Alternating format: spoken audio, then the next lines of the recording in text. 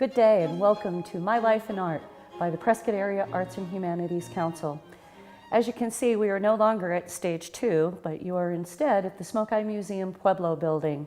We'd like to acknowledge John Meyer. John created My Life in Art and was part of the Prescott Center of the Arts for many years. We're sad to see him go, but we're continuing My Life in Art and we appreciate what John has done for the organization. So at this time, I would like to introduce our guest today, Mr. Jim Antonius. Welcome, Jim. Thank you. And my name is Cindy Gresser. I'm the executive director here at the Smoke Eye Museum, as well as a member of the Prescott Area Arts and Humanities Board. So tell me, Jim, where did you grow up? I guess Phoenix. You guess Phoenix? Yeah. I was born in Bremerton, Washington, moved to a real tiny town in northern Minnesota, and then we kind of migrated to actually old Glendale. Wow. And that was with your parents when you were little? Okay. 1949. Wow, cool.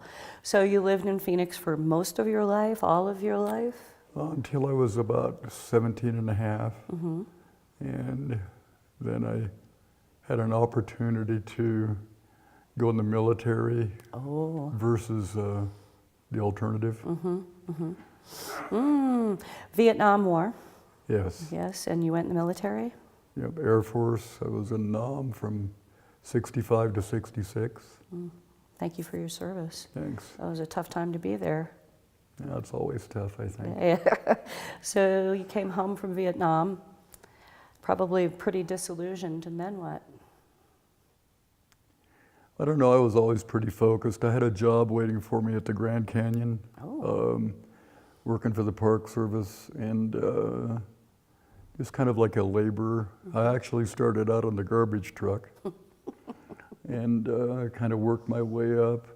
I was there for about 2.5 years, got several promotions, and decided it was time to go to college. So I moved down to Phoenix and started college at Glendale Community College.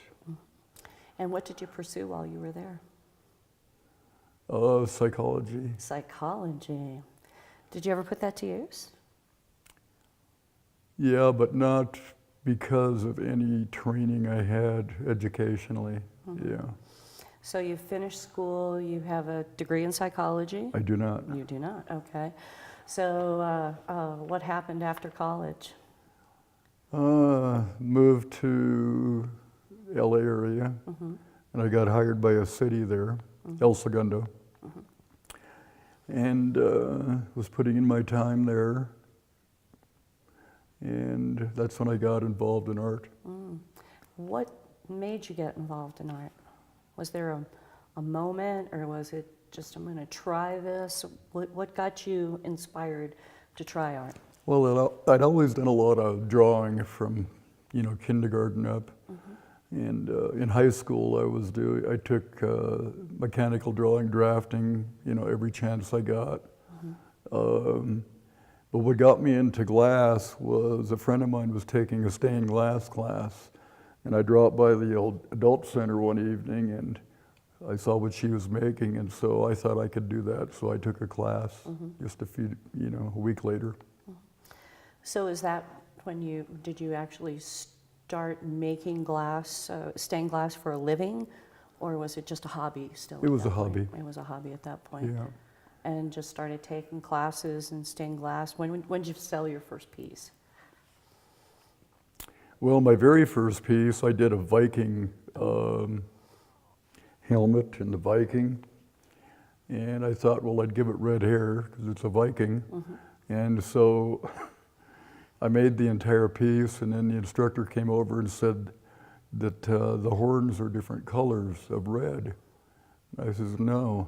And that's when I realized that I knew I was red-green colorblind, but then it really became apparent. Oh my, you are a colorblind artist. Yeah. Wow. So then my second stained glass window was 4 foot by 8 foot. Victorian style, a lot of fleur-de-lis and stuff like that. And I made a few dollars on it, but I didn't know how to price stuff back then. And that continued on for maybe 6 months. Yeah.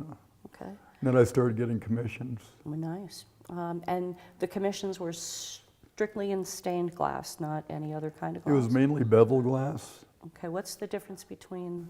Well, stained is, I mean, a lot of people are under the illusion that stained glass is painted or stained. And some of the early Gothic type windows, a lot of them were painted and then they were fired, you know, like your liturgical panels and stuff like that for churches. But most of the stained glass that's done today is you buy the glass with the colors that you want.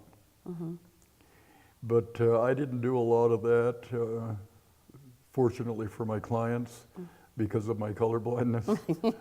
But so I got into beveled glass real heavy. Okay, and what is beveled glass? Typically it's clear glass, 1/4 inch plate, 3/8 inch plate glass, and then they bevel the edge like a miter, and so it refracts the light real well. So I did about 3,000 of those. Wow.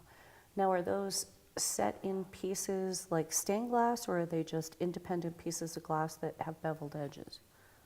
Well, they're independent pieces of glass that all have beveled edges, but then they're made into a large panel. Okay.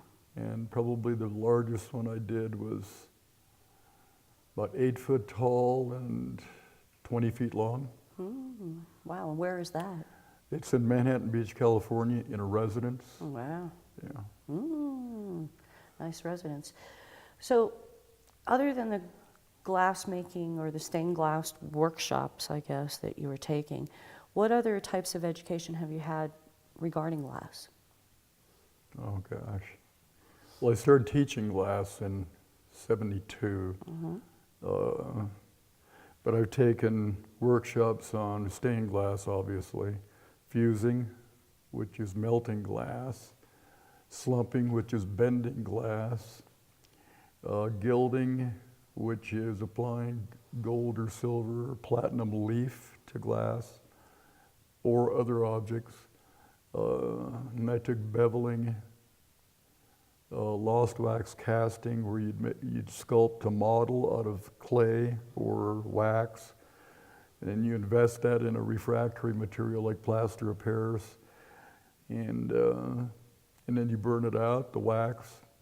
Then you fill that cavity full of clear glass or colored glass, and then you put it in a kiln to reheat it to about 1,800 degrees. And after it's annealed, which means it's slowly brought down to ambient room temperature, you take the mold material off, and you have a completed product in cast glass. Cast glass. Yeah, it's called cast glass. Interesting. So do you do any of the traditional blowing, glass blowing? That's all I do now. That's all you do now? Yeah. Interesting. And then lamp working, is that like Millefiori? Is that what that is? Well, Millefiori is actually what they call 1,000 eyes. Yes. And it's made with a mold. And you'll collect on what they call a punty, which is a long steel rod about 1/2 inch in diameter. And so you'll collect some color on it, molten color, and then you'll add more color and more color and more color to it. And then you can stick it in a mold. It's called an optic mold, and it's kind of shaped like this. And so it'll give it those different geometric shapes. And so when you're doing that, you might have a wad of glass like this big around, 8, 10, 12 inches in diameter, and about the same height. And then you get it really, really hot, and you grab it with a pair of pliers, and you stretch it from here to the back wall. Wow. So you'll get different diameters of Millefiori then, from eraser size all the way up to maybe 1 inch or 2. And then you can take that and put that in different projects. Wow. What's your favorite thing to do? You say you do almost exclusively glass blowing now, but what's your favorite thing to do with glass? Anything that's innovative. Anything that's innovative. Yeah, I rarely duplicate anything. Actually, yesterday I made 5 paperweights that have cremains in them. Ooh. You know, it's just like a memorial for the deceased. And so I've been doing quite a few of those. It's not a money maker, but it's a nice way to memorialize, you know, your loved ones. Yeah. But I guess do you ever get the inspiration, oh, today I just don't want to blow glass, I want to cut glass, I want to do some stained glass. Is there any of that? Do you ever hearken back to the old days and want to? With stained glass? Yeah. No? No. Well, I did, like I said, I did like 3,000 windows. Yeah. And it's very mechanical. To me, the biggest excitement about doing stained glass was doing the designs. And all of my designs were original. I didn't use a pattern book or anything. And most classes that you take today, and there's 2 or 3 places that teach it here in the Tri-City area or Quad City area, you know, you'll start out with a pattern book. And I just didn't then and don't now want to copy anybody. It's been done for centuries and centuries. Yeah. It's I see glass as kind of like pottery. You get to sort of manipulate something that's not normally available to humankind, I guess. You have to heat it. You have to do stuff to it to get that end product that you're looking for. What do you find beautiful about glass? Well, I like the dance because you're always moving with it. You're reheating it because you have to get it up to 2,350 degrees so you can continue manipulating it. And that would apply, like lately we've been making glass hands. And so we'll either blow them, which means that the vessel is hollow, or we'll make it to where it's solid. The turn on about glass blowing, is that once you start a piece, and everything you make is called a piece, these are all different pieces. It doesn't matter if it's a paperweight or a big vase or a bowl or whatever it may be, is that once you start it, you can't stop. So everything is really, really spontaneous. I used to do a lot of sculpting in clay. I guess the nice thing about doing clay is that you can, well, first of all, you have to have your technical skills in any of the mediums to, you know, successfully complete them. But with clay, if you just get tired of working it, you just put a damp towel over it for, you know, a day or 20.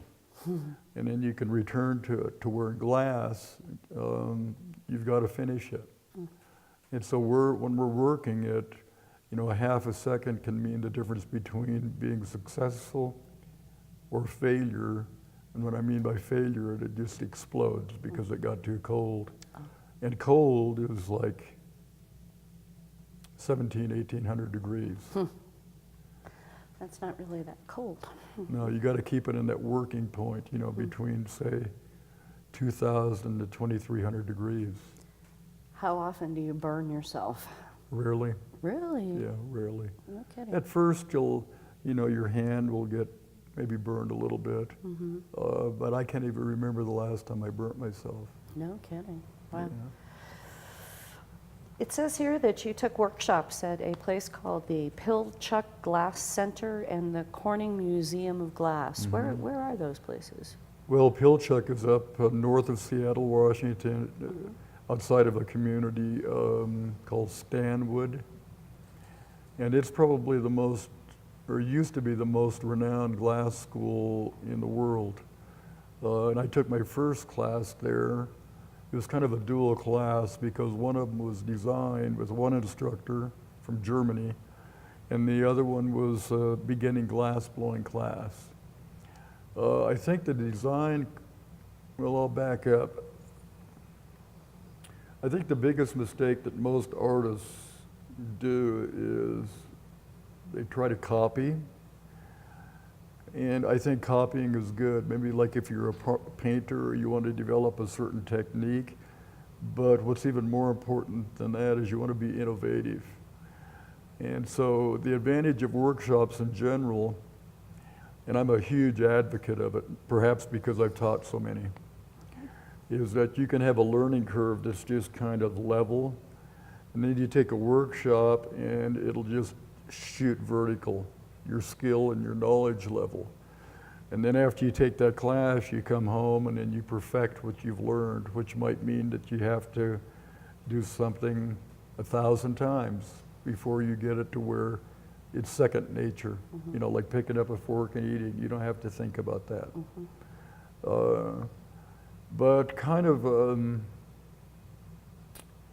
my biggest inspiration probably came from taking that first class at Pilchuck with this gentleman called Johannes Schreider from Germany. And what he had us do is that he wanted us to just initially start sketching patterns, so to speak. And everybody was pretty much doing what they'd been doing for a year or 20 years.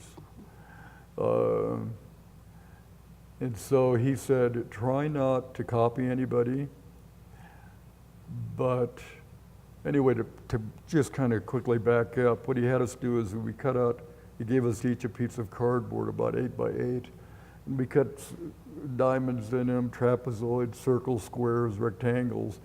Then we went on an all-day hike.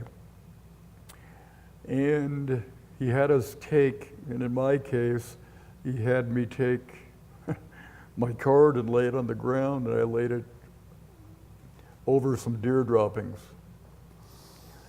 And so he asked me what I saw. So I told him. I mean, it was pretty obvious, right? And no, he says, what do you see? And he went through the whole class that way. There was about 15 of us in the class. And so what he was trying to get us to focus on is what was organic. And he didn't mean that the droppings were organic, which of course they were, but the organic shapes that you were looking at, whether there was rectangles or leaf designs or, you know, whatever it might be. And it kind of opens your eyes completely, because you can, after that, I could drive down the road and see a suspension bridge, and I could see that in another medium, you know, the shapes and stuff. And so that was very influential to me, and I still, you know, I use that same process today. Because I'm colorblind, I train myself not to think in color, because I think totally in black and white now when I design. And I sketch every morning. I'm up at 5 with my dog, and we go out to the studio, and I sketch every morning for a half hour to 45 minutes, and I've got boxes of sketches. But I don't think about glass when I'm doing them. You know, like I rarely look at any pictures of other people's glass, even the maestros around the world, because everybody has a tendency to want to copy them. And like I said before, it's one thing to copy them to develop your skills and learn those techniques, but to copy them, I guess it's kind of honorable for the maestro, but I don't want people to see my work that says, oh, Chihuly made that. You know, Chihuly's a very famous glass artist around the world. And I can make Chihuly's work, but I don't want to. No. Yeah. It's his. Yeah. Yes, you mentioned glass maestros, and I was going to say name a few, but yeah, of course, Chihuly comes to mind. Who else? Well, Chihuly is probably the best promoter and marketer on planet Earth as far as glass. And good for him. Good for him, yeah, that's... Probably 2 or 3 of my favorite would be Billy Morris. He quit blowing. He's about 50, 55 now. But he did huge installations, and all of his pieces are very precisely done, whether it's a mask or he was making tusks, like woolly mammoth tusks, that would be 9, 10 feet long. And he would make 30 of them, and he would put them in like an arch where you could actually walk through them. I love his technique and process.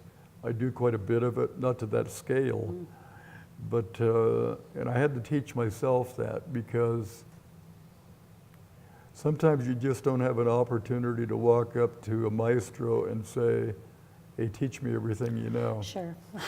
You know? Sure. So I taught myself that. So you consider yourself mostly self-taught? Never. Never. And I don't think, I mean, I'm very biased about that term, because I don't think anybody's self-taught.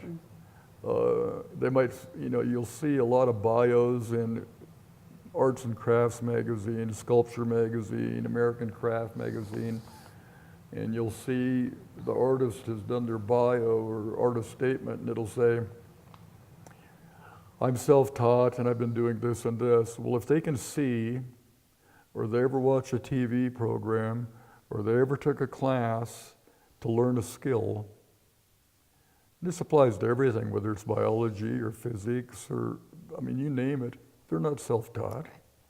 You know, they're just kind of mimicking or echoing what they've already seen at one point in time. Now, that doesn't mean they can't be innovative and expand on those processes. And I've done that quite a bit, but I work at it really, really hard. I went to a lecture at Corning Museum of Glass in the city of Corning. They're the ones that invented Pyrex glass, which is also called borosilicate. And I went to a lecture there, and there was maybe 200 people in the audience, and they had 10 speakers. Web designers, gallery owners, interior designers, decorators, glass artists, a whole bunch of them. And what was unique about that whole lecture series was this was odd, but none of the other presenters were present when Mr. Smith was giving his presentation. Not a one. You'd think they would be, but they weren't. But they all said to the person, you must be innovative. You know, don't copy people, you know, other than learning a technique. You know, and that doesn't, you know, whether you're painting on a rock or a bottle cap or you're beading or whatever, be innovative about it, you know. So there's a huge advantage to that, because when somebody walks into a gallery or a residence or a corporation and there's some artwork in there, it's really nice if they say, that's an Antonius piece. It's not a Chihuly piece, it's an Antonius piece. So it's recognizable as your work. And, but it's tough to do that. It's, but see, I spent probably 70% of my time as an educator up until this last January. So I've been teaching for, well, since 1972. Talk about teaching. Why do you love teaching so much? Oh, I like turning people's light bulbs on. Actually, what I even expand on that, I like them to turn their own on. You know, I can lead them down the path, and I can answer their questions, which I will, but I'd rather that they make the discovery. And that's a real turn on. You know, very vicarious. Yeah. Yeah. To see somebody light up is Oh, yeah. is thrilling. Yeah. So you teach at Prescott College still, or are you? Well, I did up until January, and I was with them for 23 years. But they discontinued all their art programs. Yeah, that's a sad part. Yeah, Huh? liberal arts college without any liberal arts classes. Well, they're trying to Yeah. keep their programs moving forward.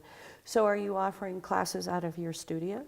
Well, I always have. I teach, and I've taught a lot of different classes, and I still can. But I've taught all of the classes that I previously mentioned. I've been doing that forever. But right now I kind of focus on glass blowing, and so we have a 5-day, one-on-one intensive class, 8 hours a day. And then we do like paperweight and flower classes and stuff like that. But I've had people want me to teach them how to make pipes, and I'm not interested. It's not that I can't make them, I just, my head's not there. Yeah. And I've taught gilding. I've had people come from all over the world actually to take specific classes at the studio. And then I also bring people in, like a Billy Morris. I had his right-hand man at my studio for 5 days, and then George Kennard from Corning, he's the head glassblower there. It's a very renowned, unbelievable glassblowers. The thing about teaching or educating or taking a class, because when I go to Corning, by the time you have your airfare, you pay your room, your board, your tuition, you have your Crown Royal, it's like $4,000. Yeah, it's not cheap.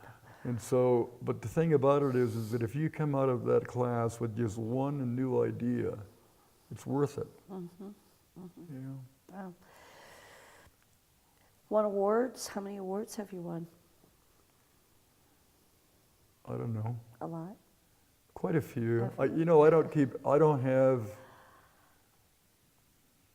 not on that big of an ego trip, I could cover one small wall with, certificates and stuff like that, but, like if you go in to see your psychologist or your doctor, he's got everything in the world framed, and I don't have anything framed. Nothing framed. No. What was the most meaningful? Award? Yeah. Oh gosh.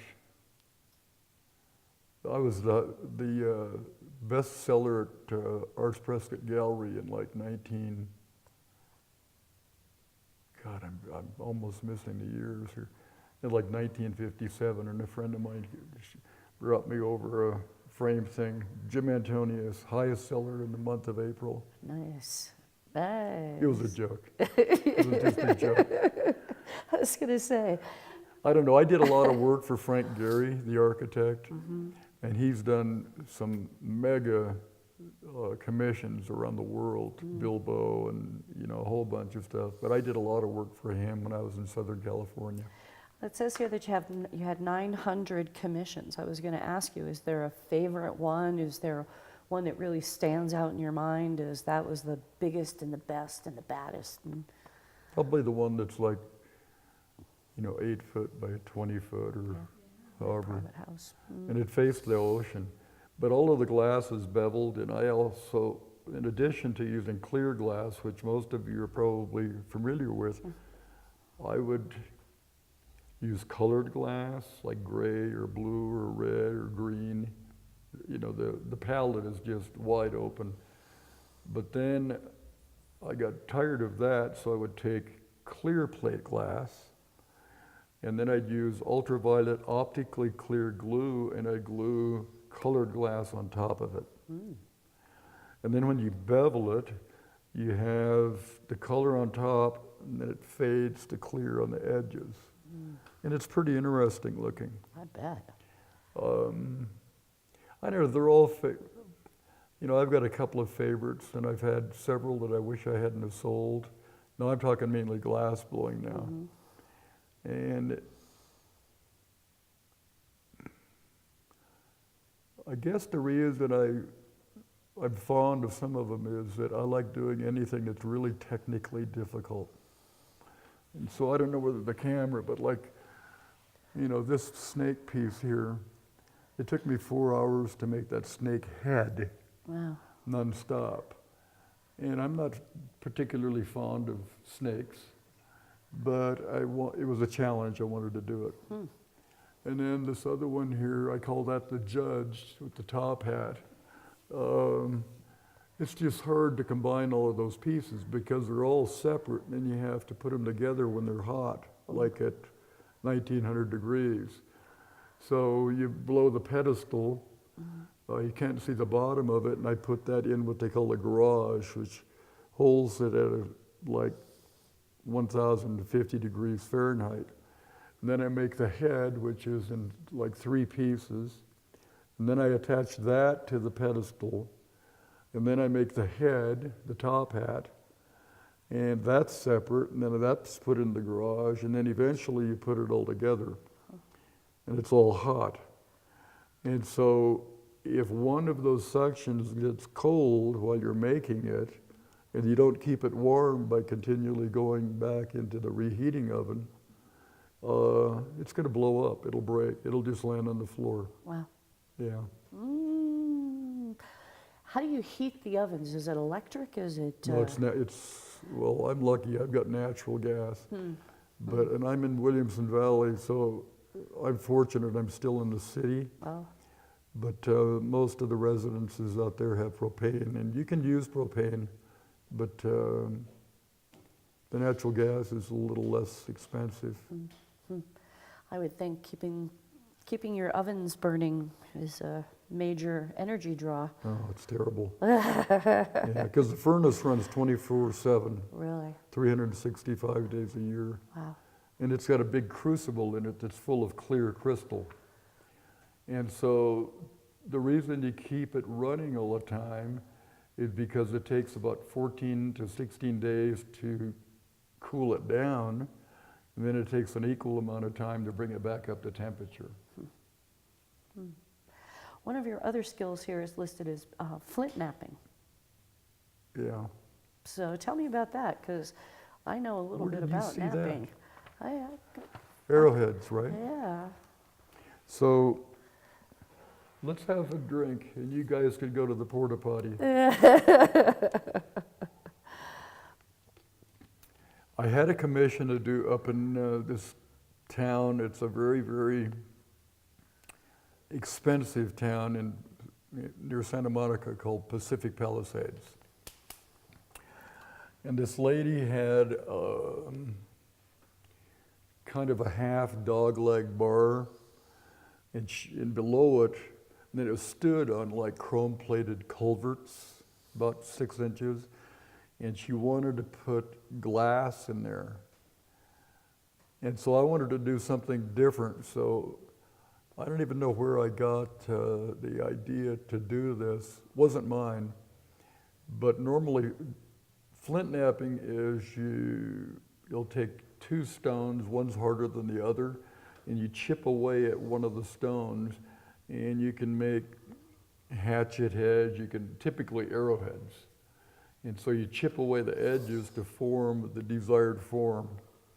But anybody can do that on a piece of glass on the edge, but I wanted to do it on the face of the glass.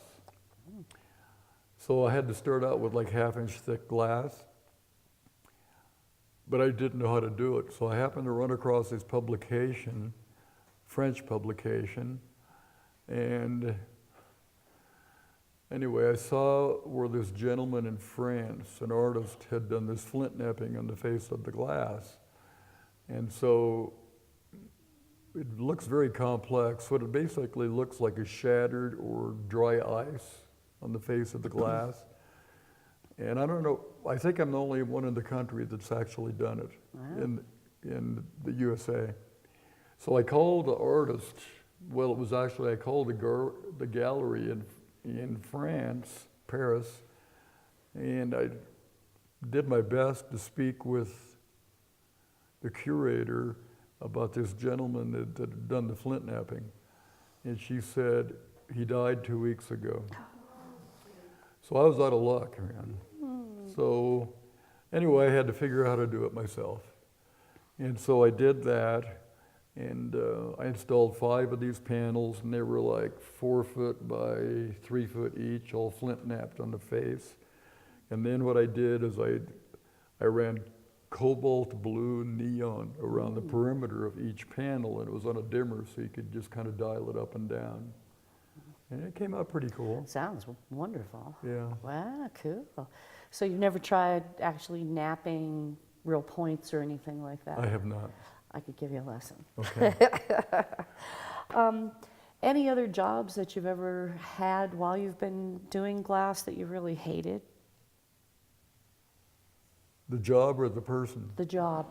I don't want to get personal. Um,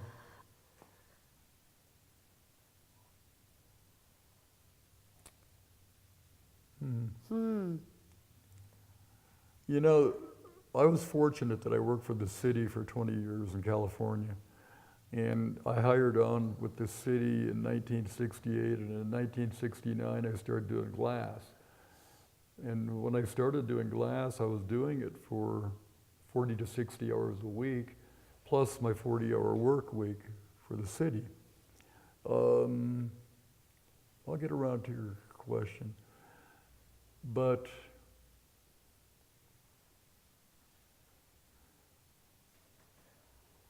I don't think so. No? It's, I mean, everything's challenging. And you always, as an artist, and I don't call myself an artist typically, but people that do things in a creative sense typically call themselves artists. I call myself a glass maker. But I always try to make the piece that I'm currently working on better than the last. And I'm fortunate because most of my clients over the years they know what I do, they've seen what I've made, and so I really study their architecture on their residence or if it's a commercial job, but I also study it inside the dwelling and outside because, well, you want it to fit, right? You want it to work. I had this one commissioned where this guy had a huge fireplace in his family room, which is 30 by 40, and he wanted a rose window on one side, and he wanted a mirror image of it on the other side. And so I said, would you put two pictures of your family on the same wall beside the fireplace, and their mirror image, and they're identical? And he says, well, no. I said, well, why do you want two of the same roses then? Made a lot of sense to me, but I didn't do two of the same roses. C'est la vie. Yeah. It also says on here that you like to do other things during your spare time. Top of the list is distill spirits. Yeah, but we won't talk about that too much. Okay, we won't. Never mind. I do it too. Okay. You do? A little bit. I do distilling with a moonshine still, but we'll just leave it at that. There you go. Fly fishing. Where do you go fly fishing in Arizona? Eastern Arizona is probably the best kept secret in the country as far as the fishing locations. Cool. Yeah. Do you do that often? Not as much as I'd like. I'd like to go more often.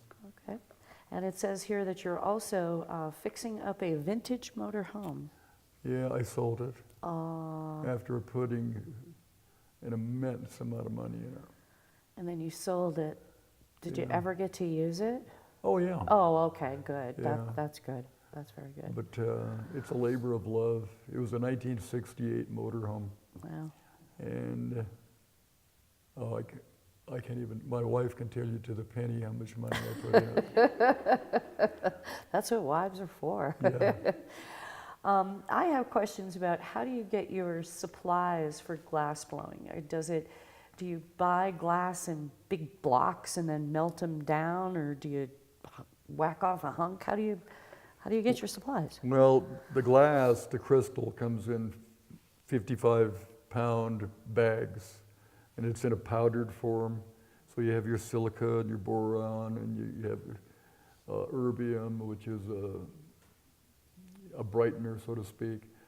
And then I turn my furnace up to 2,450 degrees, and I have a big long tube, and I just dump it in. Huh. And it takes 2 days. Yeah. The furnace is just running full blast. 2 days. Yeah. And then after you put all that stuff in there, you've got some pot of liquid stuff, Yeah, liquid glass. and then you work with that. Yeah. But mostly it's blowing these days. Yeah. Okay. I've also seen like square glass. Tiles. How do you get square glass tiles without molding them? Or do you mold them? Well, you can. What I do And I've made them. I've done whole walls of them. Like those people are probably familiar with the glass blocks.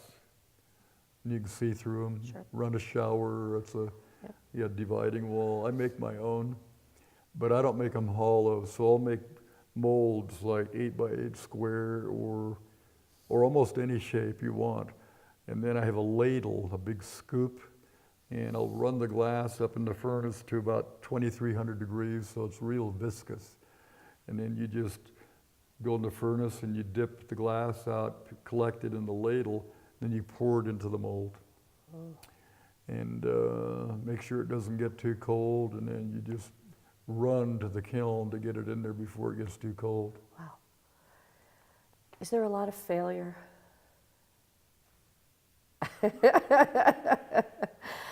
It's,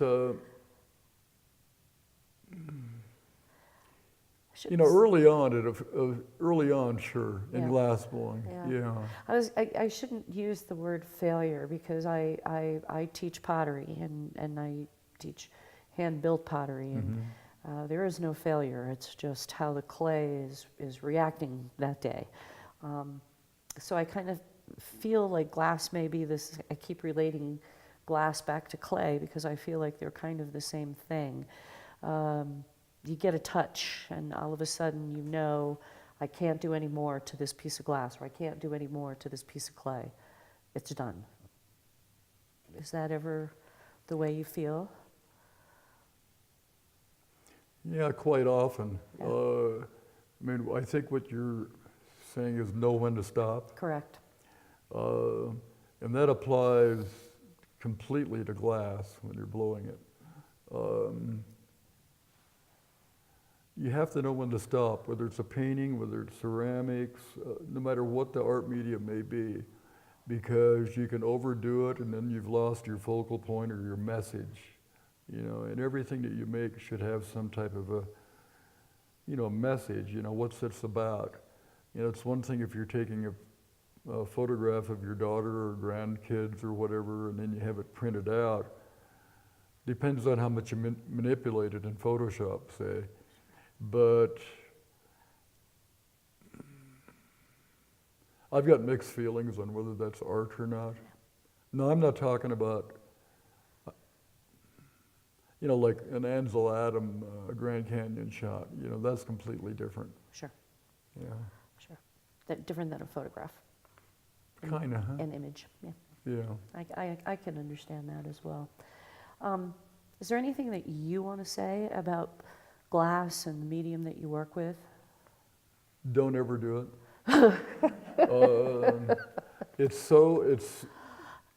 I mean, I've done watercoloring, which I was terrible at because everything turned out gray and brown because I'm colorblind. I've done stone lithographs, which I enjoyed. I've done some printmaking. I was taking photographs and then I would manipulate it. And then I would print it on I have a 24-inch inkjet printer. So then I would print those.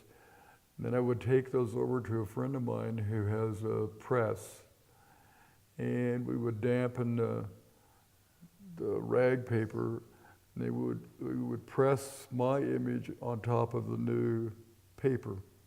Now, I don't even know whether there's a name for that, but it gives it kind of a ghost feeling. And it's kind of fun. I haven't done a lot of wheel work, and the stuff that I did do was pretty remarkably terrible. Because even though it's a lot like glass blowing, you know, I'm working horizontally, and you guys are working vertically. But the clay doesn't cool down like the glass does.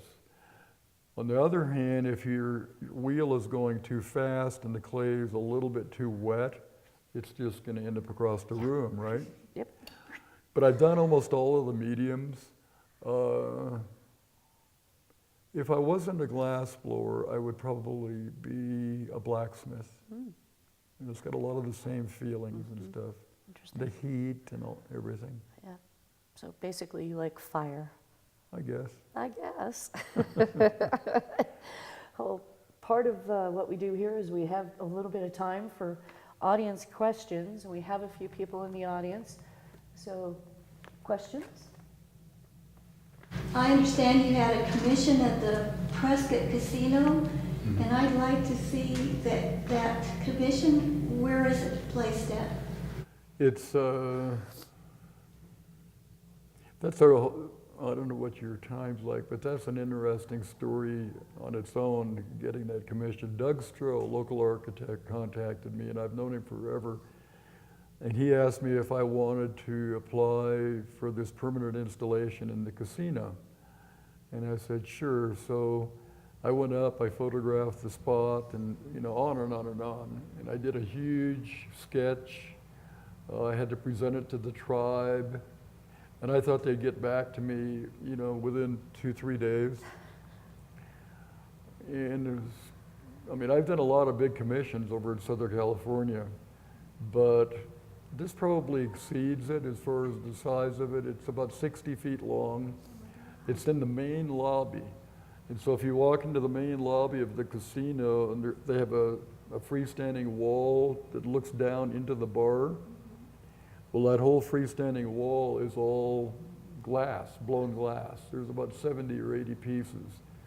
And it all has to do with the culture of the Yavapai tribe. But that was a fun job. It took me several months, and a lot of people helped me out on that. Tremendous amount of people. Do you have to do a lot of research into, okay. No, that's a good question. Yeah, it was immense. I bet. And I called it emergence. Have you seen the I commission? have seen it, yeah. So those big stalks that are coming out of the ground that are like 14 to 20 feet long. And I talked to the tribe historian, and I'd tell you her name if I could remember it. Linda Ogo? Yeah, Linda Ogo. And I said, where did you guys come from? And she said, we came out of a hole in the ground.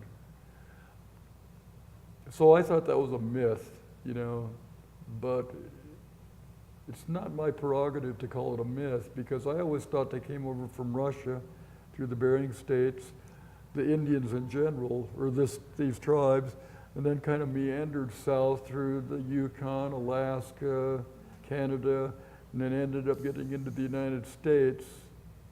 And then you've heard about the Trail of Tears and all of that. And then they got to this area, but probably more so in eastern Arizona. And so you had your Apaches and Yavapais there. And then at a later time, they split. And the Yavapais ended up being here. And I spent hours talking with Linda Ogo. I think for me, the research was as fun as making the glass, because I learned so much. The presentation to the tribal members, there were like 20 of them, was pretty interesting as well. Yeah. Cool. You mentioned you made 5 memorial paperweights yesterday. So what do they look like? Do they have somebody's picture in them, or? No, I have their remains, their ashes. Oh, okay. Yeah. See, most of the time, if you have a loved one that's cremated, they'll put them in a real expensive container or an urn. I also make urns for the ashes. But some people want it more visible, so I'll make like a paperweight. Then I'll put colored glass inside of it, various different graphics. And then I'll also put some of their remains inside of it. It just looks like pale dirt. It's not really that interesting, but it's a nice memento too. Certainly different. Yeah. Yes, sir. I have a couple of pieces of glass that I bought years ago, and I've often wondered, paperweight, how you design, well, in my case, there's a grasshopper. How do you get that much detail into a piece of glass that's 2,500 degrees or whatever it is? It helps to have a picture. and you use a bench torch. And it's usually oxy-propane torch. So it's just a little torch, sits on a bench, and then you'll select your color palette. And I used to do a lot of, that's lampworking. And I would make spiders, I'd make turtles, I'd make fish, but even we were making black widow spiders, daddy longlegs, and the legs themselves, when they were done, were about the diameter of a hair. So you just start heating up the glass. You have one glass rod in one hand, and you have another glass rod on the other hand with the appropriate color, and then maybe you're going to start making the body first. And so you make the body, and there's a lot of sculpting with it. So I have a bunch of old knives and butter knives and stuff to sculpt with, you know, for the indentations and stuff. And maybe you'd go to work at the head and the mouth, and then for the eyes, I would use Millefiori. So, as I explained before, you can make Millefiori the diameter, if you wanted, the size of a pinhead. And so a grasshopper's eyes would be about that size, if not smaller. And so you make those and you put them in a kiln and you just hold them there at a certain temperature until you want them. And then you'll pick them up with the little tweezers, and you've got the basic head shape made on this grasshopper, and then you put the eyes on, and you put the whiskers on, and then you can start on the legs individually. And you might pre-make the legs and also put them in the kiln, and then you'll just heat up one little section where the end of the appendage would attach to the body, and then you just start building it like that. After that whole thing's done, you keep it warm being 1,000 degrees, maybe 1,050. And then you're going to make a paperweight. So you take this punty. There's a couple of ways to do it. I'll just tell you the simplest one. But you take a punty and you put a gather of glass on it, a wad of glass, and you flatten it. And then you take the grasshopper that's hot and you set it on top of it. Then you start adding clear glass around it out of the furnace. And you got to keep the temperatures almost the same, but if the grasshopper gets too hot, it melts. It's a blob. It's done. It's gone. So a friend of mine, actually more of an acquaintance, I've met him, but his name is Dick Marcus, Marquis, and he's probably one of the most renowned Millefiori artists in the world. But you know, there's a lot of really incredible glass artists out there that you may not ever hear about, because I always tell my students, do you want to be rich or do you want to be known as a good glass artist? And you can do both, but if you don't spend an equal amount of time or even more time marketing and promoting yourself, it doesn't matter how good you are. And that would apply to any occupation. You can be the best I wanted to be a neurosurgeon. That's why I was studying psych. Wow. And I came from a really lower class, blue collar family. So for me to go to medical school was just out of the question. So I went in the Air Force instead. But then I wanted to be a paleontologist and an archaeologist, and I wanted to be an architect. And I was accepted into Taliesin West, Frank Lloyd Wright School. But I already had 10 years in my career in the city in California, and I would, wife and a kid, and I would just have to give it all up, But I made the right choice, Right now I have like 4 occupations but no job. Which is kind of nice. I've been co-owner of a couple of galleries here in town, and my wife and I have an antique store, and I teach private classes or group classes in my studio. So, I just kind of wander around aimlessly during the day, and it's like my worst nightmare is getting up in the morning and not having something to do. I mean, I am so screwed up, okay, to where I'll be making something the previous day and I'll think it's finished. And I don't mean I'm literally screwed up, but I'll break it so I can make it better the next day. I have something to do. I'm kind of, maybe I'm obsessive, compulsive, I don't know, but I think that's okay. I mean, I just started doing these headlight pieces. I mean, that's an eyeball that I blew. And then I had to make sure it fit in there, and it's got wagon wheels, and the main, it's a fender mount headlight. And now I've got people that run Barrett-Jackson auction. Yeah. They want me to start making pieces like that and get a booth. I've got not three or four, I got probably 50 projects on hold that I may have started 15 years ago. But I've got a couple of real old car doors. And so I'm going to put glass in where the window was. And they're all dented and beat up, but I could have them straightened and paint them candy apple red, get all the dents out. But the dents give it a lot of character. And so I'm going to leave the dents in it. I'm going to paint it candy apple red. I mean, high gloss candy apple red, and then I'll put a cool piece of glass in it. So. Car art. Yeah, car art. There you go. When you say you break a piece, and do you recycle the glass? I can recycle the clear as long as it doesn't have any metal in it that came off of the blowpipe. The colored glass, I've got a huge cauldron outside of my studio. It's, 3 foot by, it's cast iron, 2 foot tall, and it's full of broken glass, colored glass. And I could take that and I could fuse it, which means I just put it in a mold or I put it on a kiln shelf, and I could just stack it all up in a pile, heat it up, and it's going to slump to where it's perfectly flat. And you could cut that, you could use it as kitchen tiles, you could use it as floor tiles.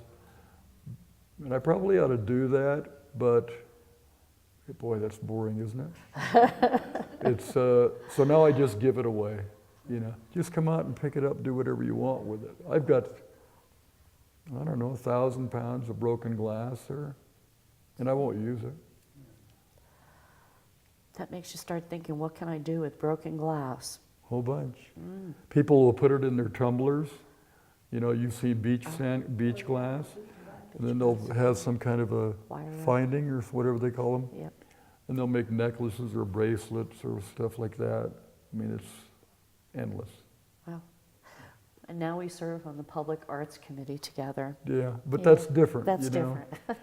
And I think what I found in this Public Arts Committee is that the people that are on that committee with us are blatantly honest. It's not, I wouldn't call it political, and I hope it doesn't get politicized, but they're very, very honest, and which it's kind of nice and refreshing to, if I ask you a question, I want you to tell me, you don't have to tell me anything to make me feel good. Tell me what you think. And that's the way I am, so anyway. Well, I sure hope all of you have enjoyed our interview with Jim Antonius. Jim, where can people find your art? Well, that new gallery, but I also have a gallery in my studio in Williamson Valley, and I'm in the phone book. Great. And I'm open I'm in the studio 7 days a week, so unless I'm catching a fish somewhere. And you can always bang on his door and go get your free piece of colored glass. Yeah. That's it for My Life in Art this week. Thank you for joining us. We'll see you again next month. Thank you.